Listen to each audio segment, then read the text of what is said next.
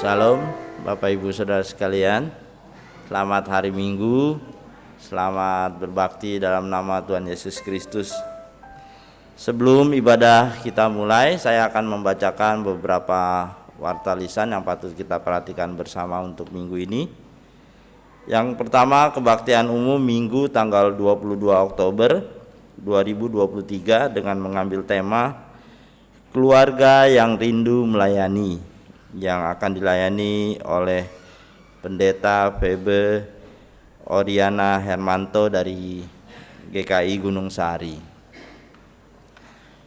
Majelis Jemaat GKI Karbela telah menyetujui atestasi keluar ke Jemaat GKI Jalan Kelapa Puan Raya Blok CA12 nomor 20 Gading Serpong atas nama Bapak Richard dan Kathleen Angelina Rin, alamat apartemen Akasapur Living, BSD Tangerang. Persekutuan Doa GKI Karbela. Persekutuan Doa GKI Karbela diadakan pada hari Selasa tanggal 24 Oktober 2023 pada pukul 19.30 yang akan dilayani oleh Pendeta Martinus Stefanus. Minggu tanggal 29 Oktober 2023 di GKI Karbela akan diadakan perjamuan kasih yang diadakan pada kebaktian umum yang pertama pukul 9 dan kebaktian umum kedua pada pukul 17. Bagi umat yang akan menyumbangkan makanan ataupun minuman dapat dikumpulkan sebelum ibadah dimulai.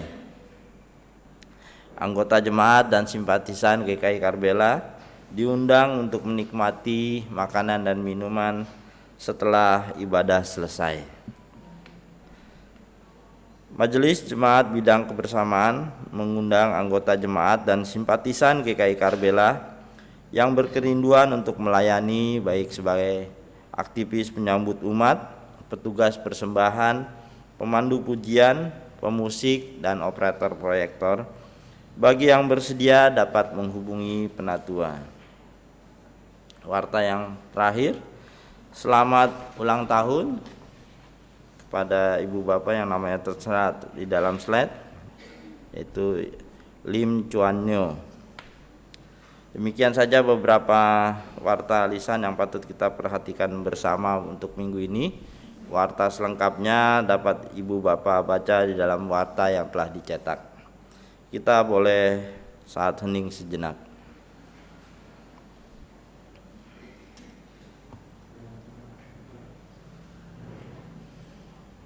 Umat diundang bangkit berdiri. Kita menyanyi dari NKB 7 bait 1 sampai yang ketiga.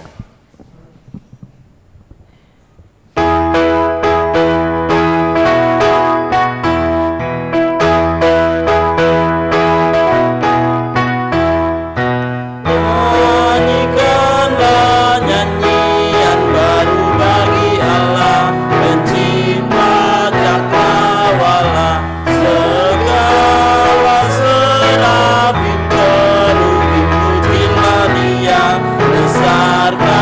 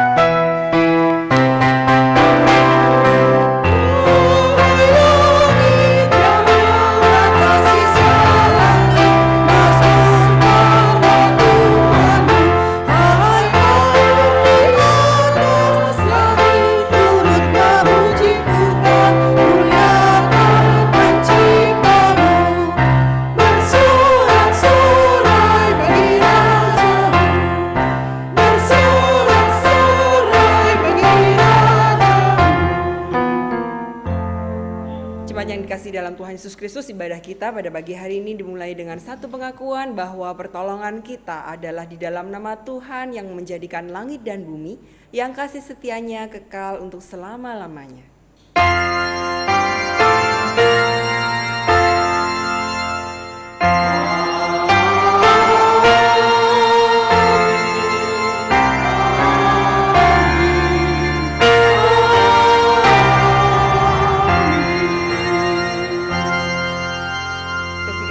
Damai sejahtera dari Allah Bapa kita dan dari Tuhan Yesus Kristus beserta saudara sekalian.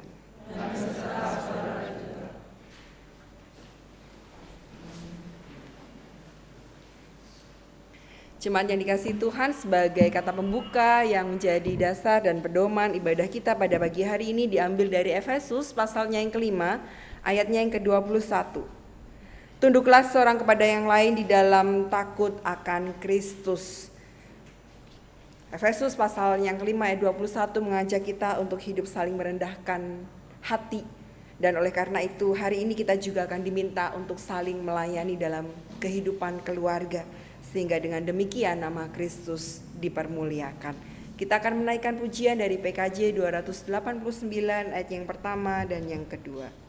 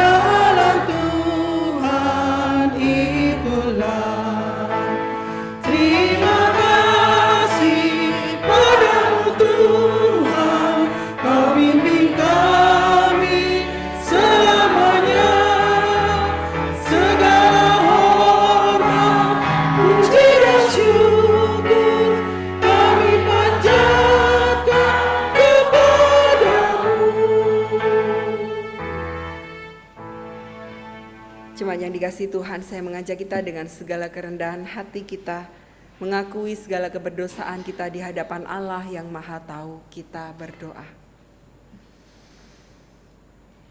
Sejauh ini kami melangkah dalam kehidupan berkeluarga.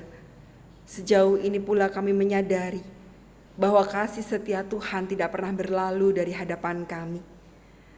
Namun ya Allah, di pagi hari ini kami pun juga hendak mengakui bahwa seringkali kami gagal untuk menyatakan kasih pertama-tama bagi keluarga kami. Seringkali kami mengutamakan kepentingan diri kami, mengutamakan ego kami, memikirkan diri kami daripada kami mencoba untuk memikirkan orang lain. Kami terlalu fokus dengan diri kami dan kami jarang berempati dengan orang tua, anak, ataupun sanak saudara kami. Tuhan ampuni kami. Ketika seharusnya keluarga menjadi tempat pertama di mana kami boleh saling berbagi dan bercerita. Tetapi ada begitu banyak hal yang membuat hal ini tidak terjadi. Sehingga keluarga bukan menjadi prioritas bagi kami. Rumah yang seharusnya menjadi bagian yang kami dambakan, tempat yang kami rindukan di mana di setiap anggota keluarga boleh saling berbagi. Tetapi pada kenyataannya rumah hanya sekedar sebagai tempat untuk meletakkan kepala kami. tidak lebih dari itu. Ampuni kami ya Allah atas segala kegagalan dan keberdosaan kami. Dan biarlah di pagi hari ini kami bertekad untuk memulai hidup yang baru bersama dengan Tuhan, dalam tekad dan komitmen yang baru. Ini doa kami ya Allah. Di dalam nama Tuhan Yesus Kristus kami mengakui kegagalan kami. Demi Kristus kami berdoa. Amin.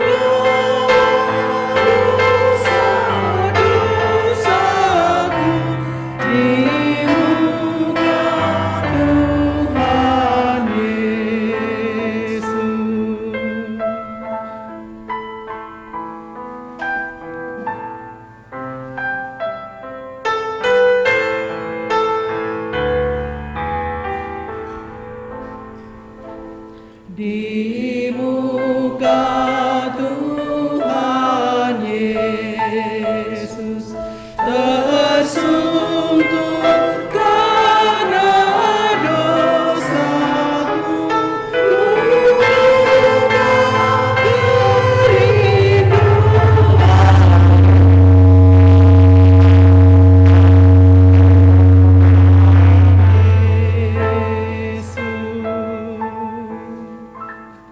Jemaat diundang untuk bangkit berdiri, kita akan menerima berita anugerah.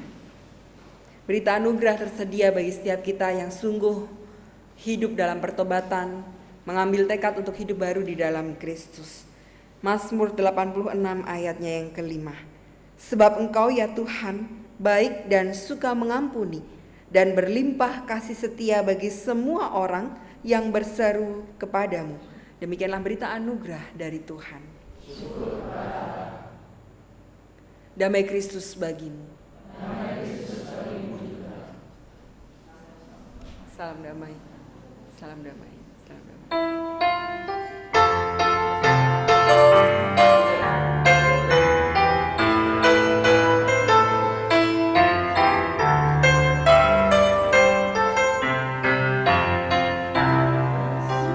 cintalah selalu, tunjukkan wajah gembiramu.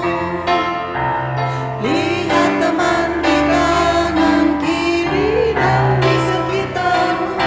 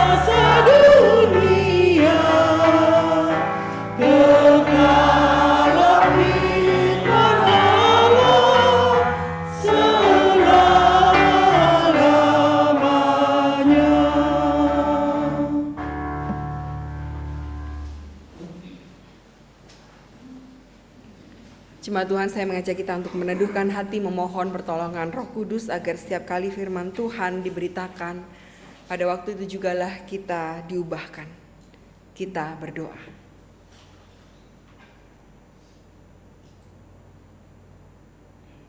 Ya Allah yang begitu setia, ya Allah yang kami agungkan sepanjang kehidupan kami. Kami bersyukur jika di pagi hari ini kami diberikan kesempatan sekali lagi untuk kami boleh meneduhkan hati, untuk Tuhan boleh senantiasa bentuk kami sesuai dengan kebenaran firman-Mu. Tuhan, kami menyadari bahwa kami ini rapuh, kami penuh dengan kekurangan. Kami menyadari bahwa kami punya banyak keterbatasan. Namun justru dalam kesadaran kami yang demikian, kami meminta pertolongan Roh Kudus agar firman Tuhan boleh kami lakukan dalam keseharian kami. Justru ketika kami menyadari bahwa kami tidak mampu, kami meminta agar kami dimampukan. Tuhan, ini kami yang menyerahkan diri sepenuhnya untuk Tuhan bentuk sesuai dengan rencana dan rancangan Tuhan. Hingga pada akhirnya kami boleh percaya dan yakin bahwa kami ini adalah anak-anak Tuhan yang Tuhan pelihara, yang Tuhan bentuk dalam anugerah dan pertolongan Tuhan. Bersabdalah bagi kami ya Allah, berbicaralah sebab kami bersedia untuk mendengarkan dan melakukan. Demi Kristus kami berdoa dan mengucap syukur. Amin. Jemaat Tuhan, bacaan Injil diambil dari Lukas pasal 10 ayat 38 sampai dengan 42. Lukas pasal 10 ayat 38 sampai dengan 42. Saya akan membacakan menurut edisi terjemahan baru yang kedua. Lukas pasal 10 ayat 38 sampai dengan 42. LAI memberikan judul Perikop Maria dan Marta. Ketika Yesus dan murid-muridnya dalam perjalanan, tibalah ia di sebuah kampung. Seorang perempuan yang bernama Marta menerima dia di rumahnya. Perempuan itu mempunyai seorang saudara yang bernama Maria. Maria ini duduk dekat kaki Tuhan dan terus mendengarkan perkataannya. Sedangkan Marta sibuk sekali melayani. Ia mendekati Yesus dan berkata, "Tuhan, tidakkah engkau peduli bahwa saudaraku membiarkan aku melayani seorang diri? Suruhlah dia membantu aku." Namun Tuhan menjawab, "Marta, Marta, engkau khawatir dan menyusahkan diri dengan banyak hal, tetapi hanya satu saja yang perlu. Maria telah mengambil bagian terbaik yang tidak akan diambil dari dia." Demikianlah firman Tuhan. Berbahagialah bagi setiap kita yang mendengar dan memelihara dalam hidup kita setiap harinya. Haleluya.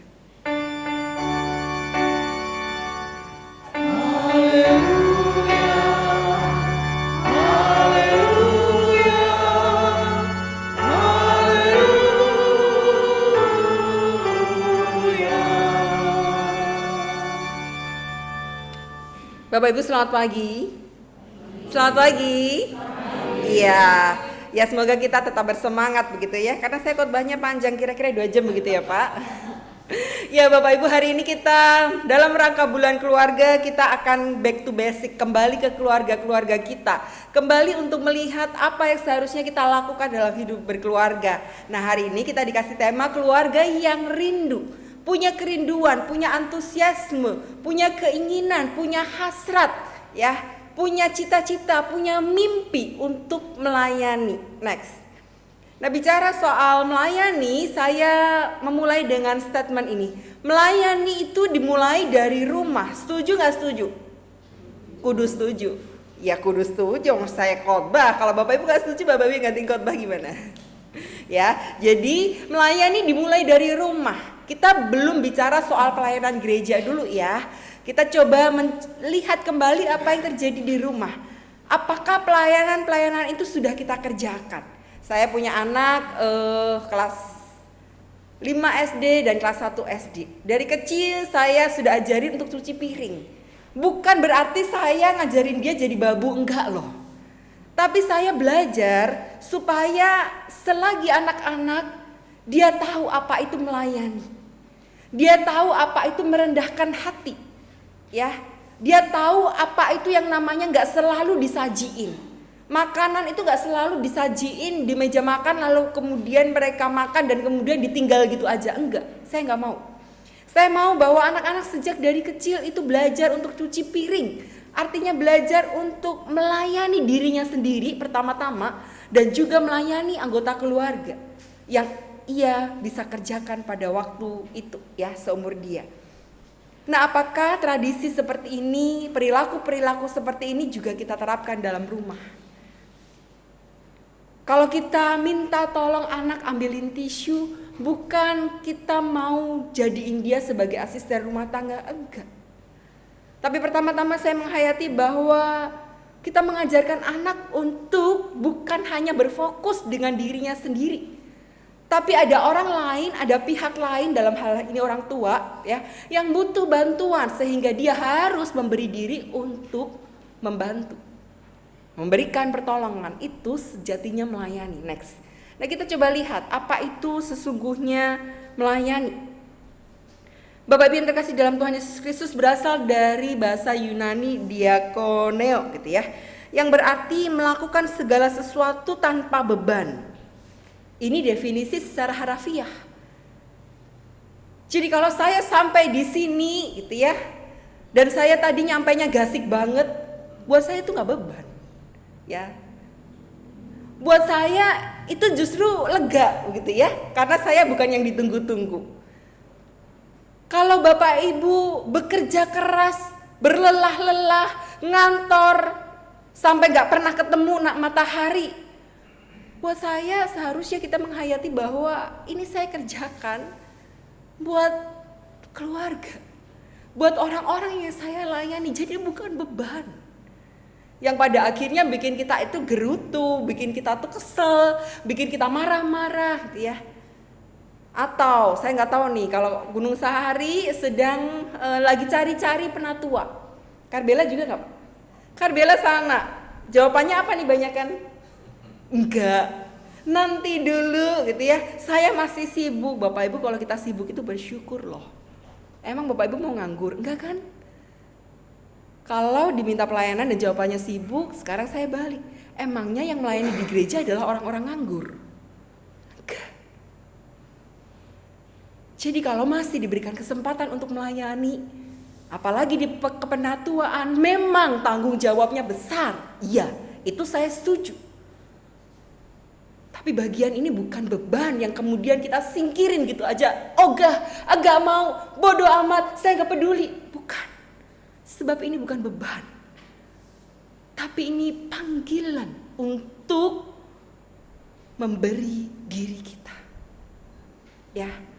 Justru dikatakan bahwa ini kehormatan. Ini juga sekaligus kepercayaan yang Tuhan berikan. Melayani adalah sebuah kegiatan untuk membantu orang. Memberikan diri kita untuk menolong orang lain. Kan itu tujuannya melayani ya. Jadi pertama-tama memang fokusnya, pusatnya bukan ego kita. Tapi pusatnya adalah bagaimana dengan apa yang ada dari diri kita, dengan energi kita, dengan tenaga kita, dengan ide-ide kita, dengan tubuh kita yang sehat, kita bisa kasih itu buat orang lain yang memang perlu. Itu sebetulnya definisi apa itu melayani ya. Melayani juga saya katakan sebagai sebuah anugerah. Bapak Ibu, yang namanya anugerah itu kan diberi. Gak semua orang itu dapat. Anugerah itu kalau dikasih ya kita terima. Tapi kalau nggak dikasih nggak boleh ngomel. Nah, kalau diberikan kesempatan, masih diberikan kesempatan untuk melayani. Berarti di titik itulah sesungguhnya kita menerima anugerah.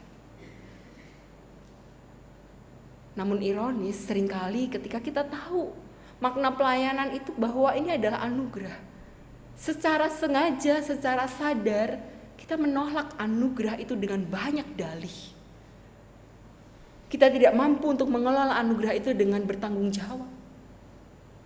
Jadi mungkin kalau ada kesempatan untuk melayani, ya udah kita terima aja, ya. Tapi kita tidak melakukannya dengan optimal. Mau nggak jadi panitia? Yuk gabung yuk panitia Natal yuk. Udah mulai ya, udah mulai hawa-hawa Natal nih, ya. Oh iya mau aja nih. Tapi dalam perjalanan kita meninggalkan tugas kita. Sampai dicariin terus sama penatua, ibu di mana, bapak di mana, kok nggak datang, bikin ketar-ketir orang lain gitu ya. Sementara kita meninggalkan beban, meninggalkan tugas tanggung jawab, santai-santai aja. Nah ini yang artinya gagal mengelola anugerah. Kalau kita menghayati bahwa ini anugerah, maka kerjakan dengan sebaik mungkin dengan penuh tanggung jawab. Sebab ini adalah anugerah yang gak semua orang diberi.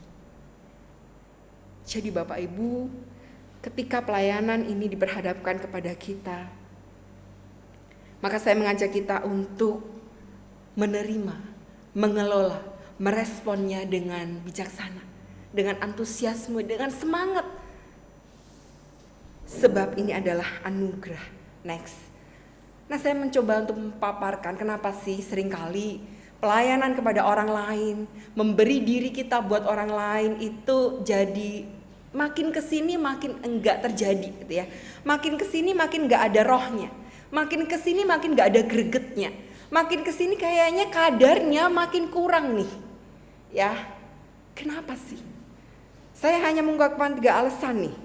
Yang pertama, memang kita cenderung berpusat pada diri kita sendiri. Kita seringkali mengatakan bahwa ya kerjaan saya aja belum beres, gimana mau ngelayanin orang lain. Pertanyaannya, emang kapan kerjanya beres? Kapan? Oh iya, soalnya keluarga saya masih berantakan, masih banyak tugas tanggung jawab di RT, di RW. Emang kapan beresnya? Bapak Ibu, gak ada pekerjaan kita yang beres dalam sekejap. Bahkan kalau itu selesai, akan ada beban lain yang sudah menunggu. Akan ada tanggung jawab lain yang sudah menunggu. Nah, sebetulnya tinggal bagaimana kita mengelolanya.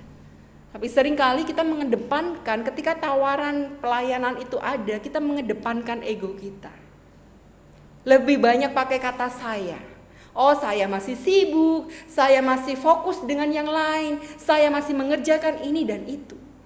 Hati-hati, semakin banyak pakai kata saya, ini menjadi tanda bahwa seringkali kita mengedepankan ego kita. Oh, anak-anak saya masih kecil. Kalau saya ego, diundang Karbela saya nggak mau loh. Anak-anak saya masih kecil Pak, ya, masih butuh mamanya di hari Minggu ya.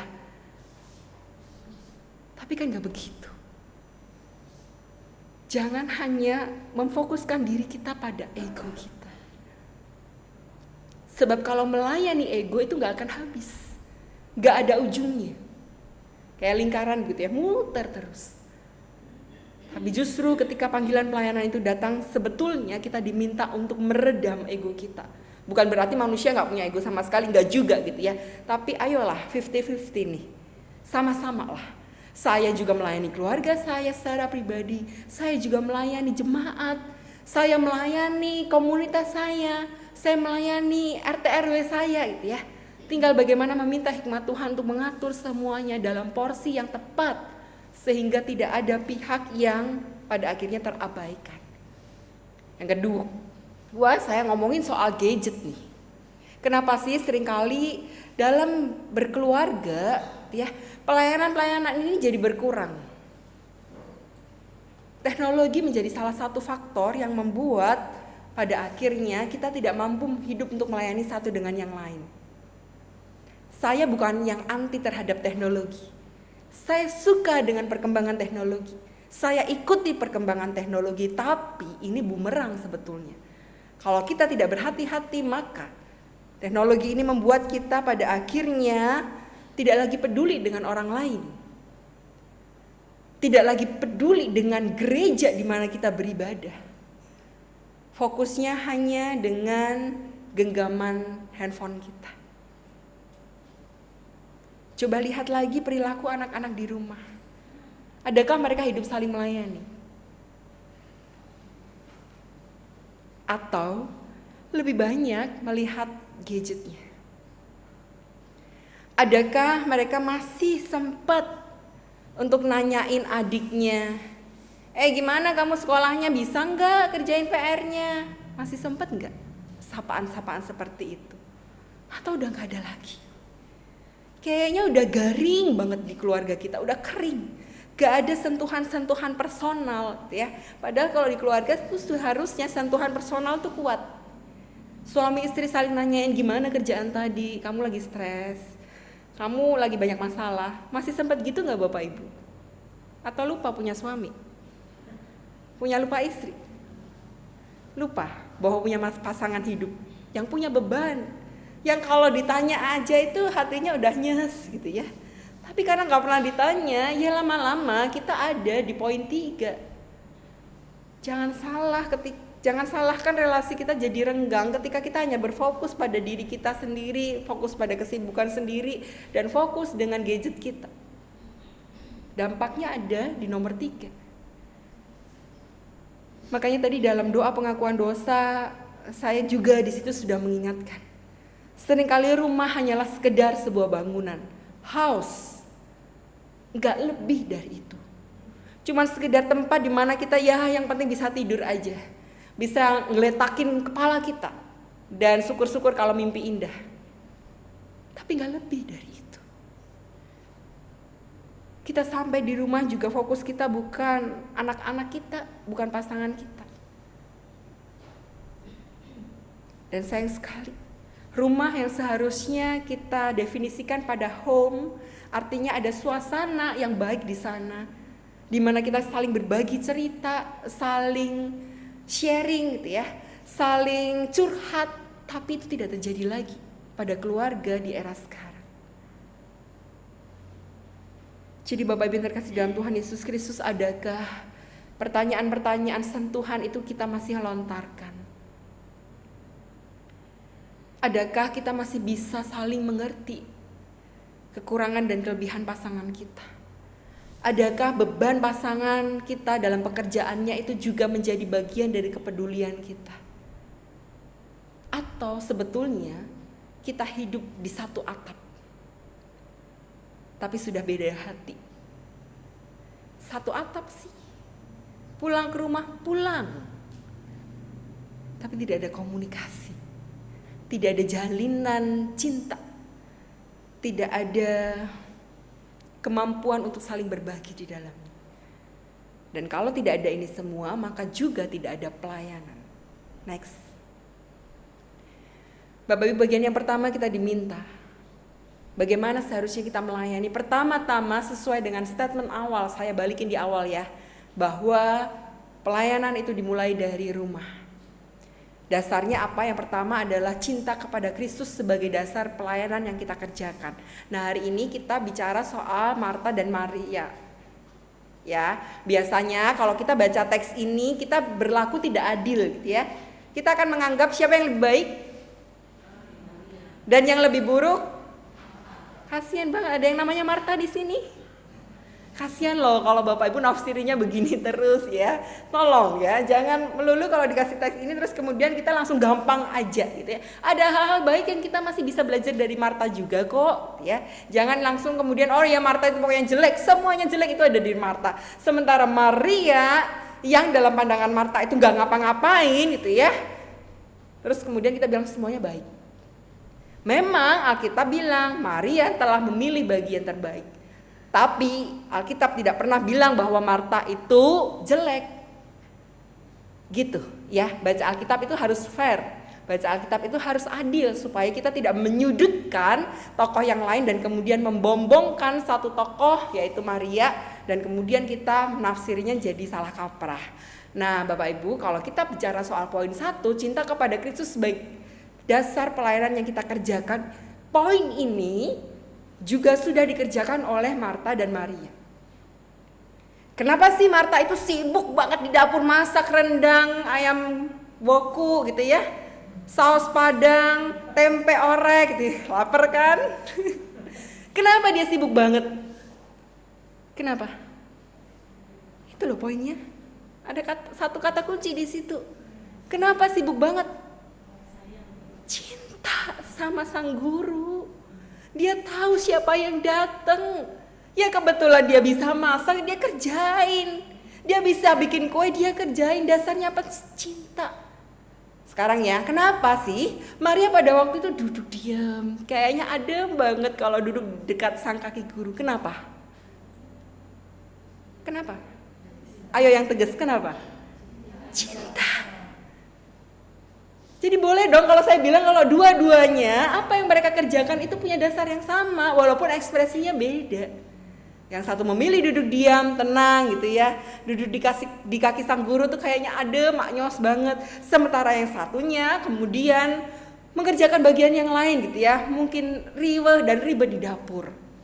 Tapi Bapak Ibu kita lihat bahwa keduanya melakukan karena cinta. Itu dulu.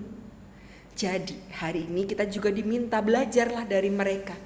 Baik Marta maupun Maria. Belajarlah untuk melakukan segala sesuatu karena cinta kepada Kristus. Saya melayani suami saya karena saya mengasihi Kristus. Saya melayani istri saya dampingi dia ketika dia sakit. Saya tanyain apa kabar, gimana kamu lagi stres apa enggak. Karena saya mengasihi dengan kasih Kristus. Saya tanyain anak-anak, gimana kamu hari ini pelajarannya, bisa ngikutin gak? Cukup gak uang kamu? Ya kalau mama nanyainnya uang. Cukup gak uang jajannya gitu ya. Karena saya mengasihi mereka dengan dasar cinta kasih Kristus itu dulu. Poin pertama. Gimana ulang tahun, mau kuenya apa? Gimana mau masuk universitas apa? Jurusan apa? Setiap pertanyaan yang kita lontarkan kepada anggota keluarga, perilaku-perilaku kita, keputusan-keputusan yang kita ambil harus dasarnya adalah cinta kepada Kristus. Gak boleh pakai dasar yang lain. Kenapa? Karena kalau pakai motivasi atau dasarnya yang lain kita gampang ambruk. Begitu orang yang kita kasih tidak merespon dengan apa yang kita mau gitu ya. Kalau merespon mereka tidak sesuai dengan harapan kita, disitulah kita akan luntur. Kita akan bilang, aduh dasar anak gak tahu diri. Mama ini udah kerja dari pagi subuh-subuh sampai malam, semuanya nyiapin kalian, ya. Kalau dasarnya motivasinya salah, ujungnya cuma ngomel. Makanya saya bilang dasarnya ini deh. Kasih Kristus. Saya melayani orang lain karena pertama-tama saya sudah merasakan bahwa saya dikasihi. Ya. Yang kedua, next. Tidak ada pelayanan tanpa pemberian terbaik. Bapak Ibu kalau kita melayani kita nggak bisa bilang bahwa saya nggak mau ngasih apa-apa, itu nggak bisa, ya. Saya mengasihi dia, tapi kamu kemudian nggak ngapa-ngapain, itu nggak bisa. Marta juga melakukan bagian itu. Dia cinta kepada Kristus, dia masakin gurunya. Maria juga sama loh, dia cinta kepada Kristus, dia duduk mendengar. Ya, dia kasih telinganya, dia kasih hatinya buat sang guru. Jadi tidak ada pelayanan tanpa pemberian terbaik. Kalau kita mau melayani maka otomatis nih ya, seharusnya kita akan ngasih dia. Kita akan melakukan yang terbaik untuk orang-orang yang kita kasih. Marta dan Maria melakukan bagian ini. Jadi Bapak Ibu saya berharap bahwa cinta kasih Kristus bukan hanya sekedar pemahaman kita dan kemudian oh iya gak ada juntrungannya gitu ya. Gak ada aksi konkretnya. Seharusnya cinta kepada Kristus itu yang menginspirasi dan mendorong kita untuk melakukan hal-hal konkret. Sehingga cinta itu nyata, bukan sekedar wacana dan teori. Next. Melayani itu dimulai dengan mendengarkan dengan cermat. Nah sekarang kita fokus ke Maria. Yang menurut Alkitab dikatakan bahwa ia telah mengambil bagian yang terbaik. Kenapa sih? Karena ini. Karena Maria mulai dengan mendengarkan apa yang sang guru katakan. Bapak Ibu berapa banyak di antara kita dengan anggota keluarga kita masing-masing seringkali ada begitu banyak kesalahpahaman karena tidak punya kemampuan untuk mendengarkan. Kita merasa kita sudah kasih yang terbaik buat anak kita tanpa dengerin mereka, ya. Oh, jurusan kedokteran itu pokoknya yang paling bagus gitu ya. Pokoknya kita saklek banget tanpa kita dengerin sebetulnya maunya apa. Orang maunya jadi chef di sekolah kedokteran gimana sih? Tidak mulai dengan mendengarkan. Oh, Bapak Ibu jadi panitia ya, publikasi ya, desain ya. Orang ngerti komputer aja kagak bisa. Tiba-tiba aja disuruh publikasi gimana. Seringkali kita gagal untuk mendengarkan. Sehingga pada akhirnya kita tidak mampu untuk menempatkan orang di tempat yang tepat. Dan itu juga yang seringkali terjadi dalam anggota keluarga kita. Kita merasa kita sudah melakukan yang terbaik, kita udah habis-habisan. Bapak Ibu mau habis-habisan, itu percuma kalau kita tidak mulai dengan mendengarkan kebutuhan. Ya, nanti jadinya sia-sia. Oh, Bapak ini udah daftarin kamu nih di sekolah ini. Orang anaknya kagak minat. Menurut kita itu baik, tapi hati-hati, belum tentu menurut anak-anak kita atau menurut orang tua kita itu yang terbaik. Oh, Papa di Panti Werda aja ya. Udah ada yang siap ke Panti Werda belum? Jadi sensitif nih kalau orang tua ngomongin begini ya. Menurut anak-anak itu yang terbaik. Buat orang tua mungkin belum tentu. Jadi kadang-kadang kita berusaha untuk melakukan apa yang terbaik dengan cinta kita, dengan dasar Kristus, tapi tidak mulai dengan mendengarkan isi hati, mendengarkan kebutuhan. Bapak Ibu, bagian ini penting supaya poin yang pertama, poin yang kedua itu jadi optimal karena ada faktor melayani dengan mendengarkan. Next, saya akan menutup dengan ini. Keluarga itu dibentuk karena prakarsa Tuhan. Ingat ya, dasar pernikahan ya. Pernikahan itu inisiatif dari Tuhan, prakarsa Tuhan yang pada akhirnya membentuk keluarga. Tapi dalam perjalanan waktu kita juga percaya bahwa keluarga itu dipelihara oleh Tuhan. Dan pada akhirnya keluarga juga diserahkan oleh Tuhan. Artinya kalau kita menghayati bahwa keluarga adalah berkat Tuhan, kita juga akan meneruskan itu dalam bentuk-bentuk konkret. Salah satunya adalah pelayanan. Selamat hidup saling melayani di keluarga, di tengah masyarakat, dan juga jangan lupa GKI Karbela. Tuhan yang menolong kita semua. Amin.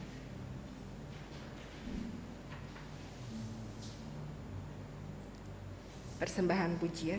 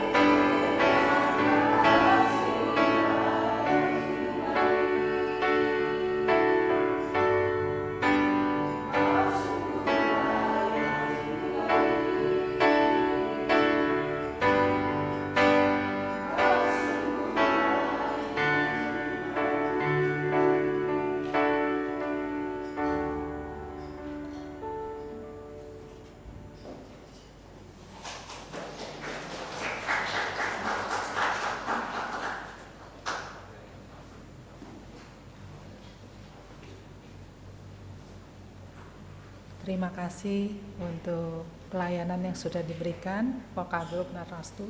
Tuhan Yesus memberkati. Marilah kita bersama dengan umat Allah di masa lalu, masa kini, dan masa depan mengingat pengakuan pada baptisan kita menurut pengakuan iman rasuli. Aku percaya kepada Allah, Bapa yang Maha Kuasa, Khalik langit dan bumi, dan kepada Yesus Kristus, Anak yang tunggal Tuhan kita, yang dikandung daripada Roh Kudus, lahir dari anak darah Maria, yang menderita sengsara di bawah pemerintahan Pontius Pilatus, disalibkan, mati dan dikuburkan, turun ke dalam kerajaan maut. Pada hari yang ketiga, bangkit pula dari antara mati, naik ke surga, duduk sebelah kanan Allah, Bapa yang Maha Kuasa. Dan dari sana Ia akan datang untuk menghakimi orang yang hidup dan yang mati. Aku percaya pada Roh Kudus, gereja yang kudus dan am, persekutuan orang kudus, pengampunan dosa, kebangkitan orang mati, dan hidup yang kekal. Amin.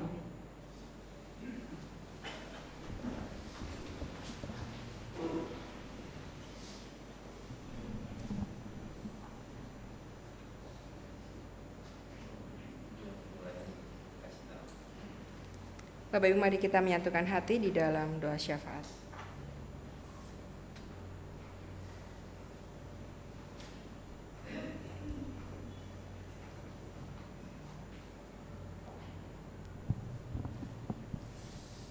Kita bersatu dalam doa. Bapa kami yang maha baik, kami mengucap syukur atas cinta kasih-Mu yang senantiasa menyertai kehidupan kami. Saat ini kami berdoa untuk pelayanan GKI Karbela. Kiranya Tuhan Yesus senantiasa memberkati kesatuan hati para pelayan Tuhan yang telah memberi diri untuk melayani. Kami mendoakan untuk majelis jemaat, badan pelayanan, aktivis, dan komisi. Kiranya kasih setia Tuhan menyertai para pelayan Tuhan dan memampukan pelayan Tuhan dalam berkarya, baik di tengah-tengah umat maupun untuk masyarakat yang membutuhkan. Kami berdoa untuk bulan keluarga yang kami rayakan. Kiranya dalam bulan keluarga ini setiap keluarga memiliki kesatuan hati untuk berkarya dan senantiasa menjadi keluarga yang saling mengasihi. Ya Bapak, kami juga berdoa untuk pergumulan yang dihadapi oleh umat Tuhan di tempat ini. Kami berdoa untuk pergumulan kesehatan dalam masa pemulihan. Kami berdoa untuk Ibu Lim Chuan Nyo, Ibu Kristina, Ibu Ong Meli, Ibu Sumiati, Ibu Tambunan, Bapak Yucong, Bapak Halim, dan Bapak Rudi. Kiranya melalui jamahan-Mu yang kudus, Tuhan mengangkat sakit penyakit dan memulihkan keadaan anak-anak-Mu. Kami berdoa untuk pekerjaan, pendidikan, dan relasi di tengah keluarga. Kiranya Tuhan Yesus memberi hikmat dan pengertian, sehingga di balik pergumulan yang dihadapi, anak-anak Tuhan tetap melihat penyertaan dan cinta kasih Tuhan yang memampukan anak-anak Tuhan untuk menghadapi pergumulan bersama-Mu. Dengarkanlah doa dan permohonan kami ya Tuhan. Kami berdoa untuk umat Tuhan yang berulang tahun. Kiranya kasih setia Tuhan senantiasa memberkati umat Tuhan yang berulang tahun dan dalam kesetiaan Tuhan. Anak-anak-Mu rindu menyatakan kesetiaan melalui persekutuan, pelayanan, dan hidupnya menjadi kesaksian bagi keluarga dan banyak orang. Dengarkanlah doa dan permohonan kami ya Tuhan. Bapa yang penuh kasih, kami berdoa untuk bangsa dan negara Indonesia yang kami cintai. Kiranya menjelang tahun politik, tahun yang akan datang, Tuhan Yesus memberikan kedamaian di negara Indonesia. Kiranya hikmat dan kearifan dari Tuhan menuntun pemerintah dalam menjalankan roda pemerintahan yang telah Tuhan Yesus percayakan. Kami berdoa untuk perdamaian bangsa di seluruh dunia. Kiranya damai sejahtera-Mu beserta di tengah peperangan dan konflik yang terjadi. Kami merindukan perdamaian di tengah peperangan, dan kiranya pemulihan dan kasih sayang-Mu senantiasa beserta anak-anak Tuhan yang menderita akibat peperangan yang terjadi. Dengarkanlah doa permohonan kami ya Tuhan. Tuhan, inilah doa-doa syafaat kami, dan kiranya Tuhan boleh senantiasa menolong dan memimpin kami, sehingga dalam doa kami berharap Di dalam doa kami tetap beriman, dan di dalam doa kami boleh menyerahkan segala sesuatunya dalam tangan pengasihan-Mu. Di dalam nama Tuhan Yesus Kristus kami berdoa dan mengucap syukur. Amin.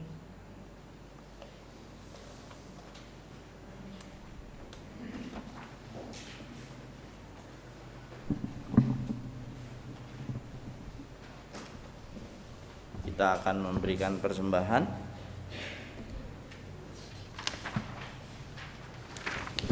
Bapak Ibu dapat memberikan persembahan baik melalui kantong yang diedarkan ataupun melalui transport melalui nomor rekening GKI Karbela atas nama GKI Jalan Anggrek Raya nomor 4A dengan nomor rekening 23003001042 BCA Cabang Kalimalang. Saya akan membacakan nats Alkitab untuk sebagai pengantar persembahan, diambil dari 2 Korintus 9 ayat yang ke-7.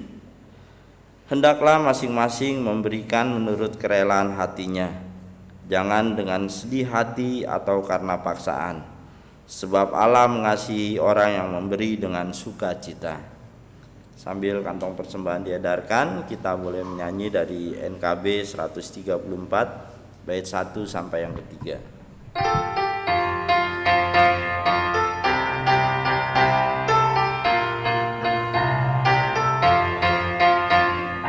Terima kasih ya Tuhanku atas hari pemberian-Mu, hari baru limpah rahmat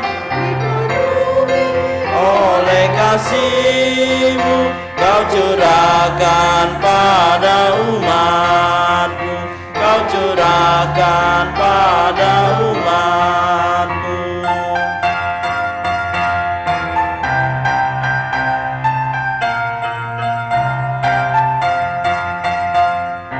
Terima kasih atas waktu yang Kau tawarkan padaku, agar dalam masa muda aku belajar tentang kasih-Mu yang besar dan mulia itu, yang besar dan mulia itu.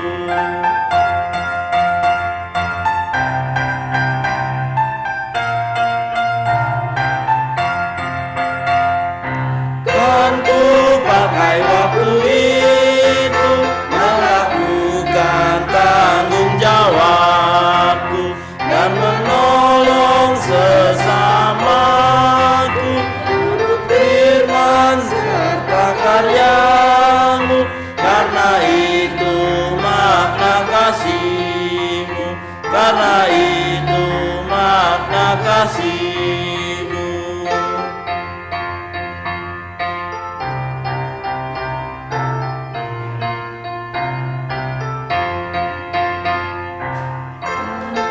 Pakai waktu itu melakukan tanggung jawabku dan menolong sesamaku,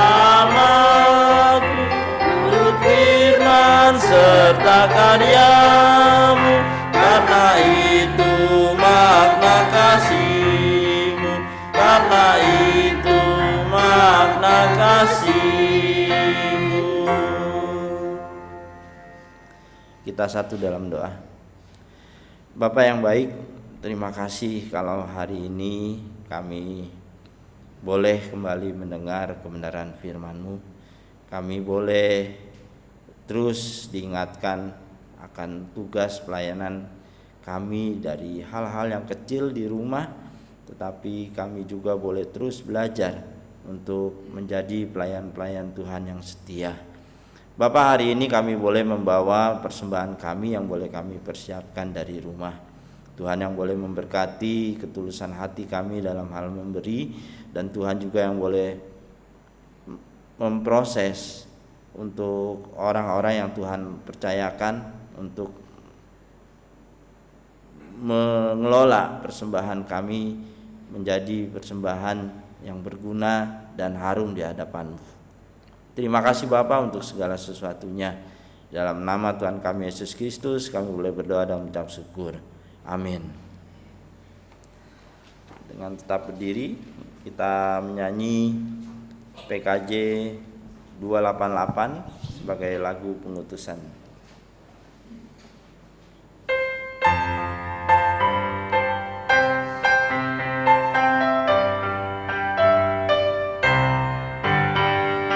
Inilah rumah kami, rumah yang damai dan senang. Siapa yang menjamin? Selain Tuhan sajalah. Alangkah baik dan indah jikalau Tuhan beserta. Sejahtera semua sekeluarga bahagia.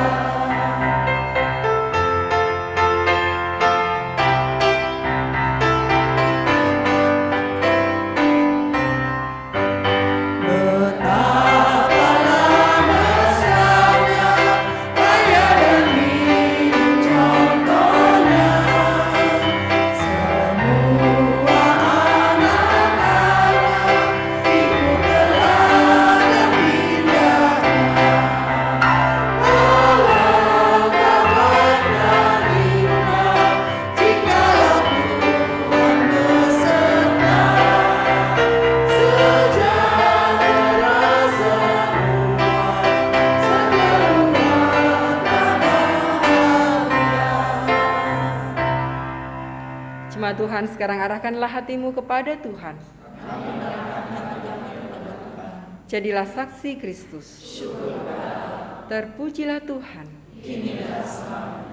Pulanglah dalam damai sejahtera dan terimalah berkat Tuhan. Tuhan memberkati engkau dan melindungi engkau. Tuhan menyinari engkau dengan wajahnya dan memberi engkau kasih karunia. Tuhan menghadapkan wajahnya kepadamu dan memberi engkau damai sejahtera.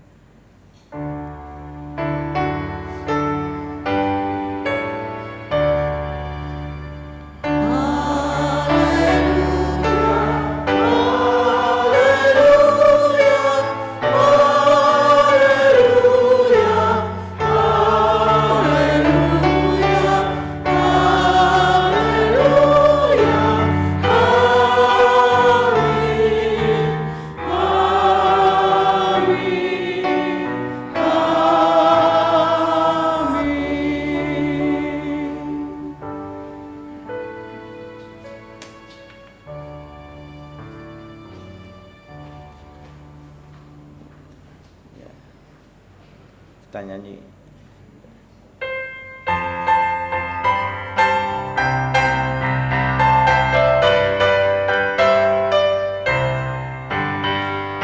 Buatlah rumah kami menjadi taman yang sejuk, sehingga hidup kami berbau harum dan lembut.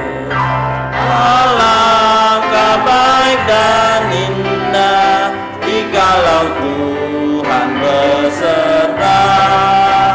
Sejahtera semua sekeluarga bahagia. Ibadah selesai, boleh sambil saat duduk sejenak.